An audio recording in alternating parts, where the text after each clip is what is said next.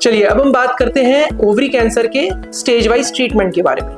तो ovary cancer को Figo staging के हिसाब से डिवाइड किया जाता है। फीगो एक ऐसी स्टेजिंग है जो कि गायनेक ऑन्कोलॉजी एसोसिएशन ने डिफाइन करी है and it is of international standards. तो फीगो 1 से लेकर फीगो 4 तक इसको डिफाइन किया जाता है एंड हर एक स्टेज में ट्रीटमेंट का जो प्रोटोकॉल होता है वो चेंज होता रहता है। अर्ली स्टेज में जैसे कि स्टेज 1 में जनरली ये ट्रीटमेंट स्टेज 1 जो होती है वो 1A, 1B और 1C में डिवाइडेड होती है। 1A और 1B में ये कैंसर के सेल्स जो होते हैं अंडेदानी तक ही सीमित रहते हैं और इनका इलाज अंडेदानी को निकाल के किया जा सकता है। इसमें जनरली कीमोथेरेपी का रोल नहीं आता है। स्टेज 1C के अंदर जनरली ये अंडेदानी के अंदर जो भी सिस्ट होती है वो फट जाती है, जिस कारण से पानी जो होता है वो अंडेदानी के बाहर आने लग जाता है।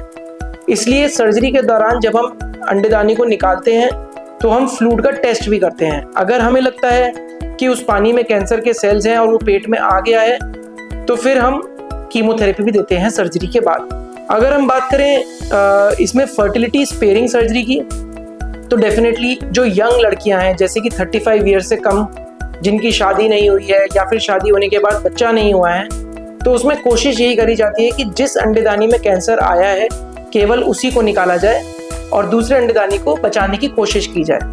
बट इसका मतलब ये नहीं है कि हम उस अंडेदानी को हमेशा के लिए बचा सकते हैं। इट इज़ ऑलवेज एडवाइज्ड कि जैसे ही आपकी फैमिली कंप्लीट हो हम सर्जरी करके दोनों अंडेदानियों को रिमूव कर दें।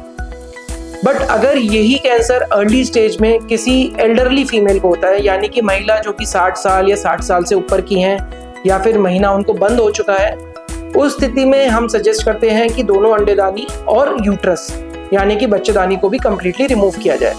जनरली स्टेज 1 में कीमोथेरेपी की ज़रूरत नहीं पड़ती है अपार्ट फ्रॉम एक्सेप्शन जो मैंने आपको भी बताया।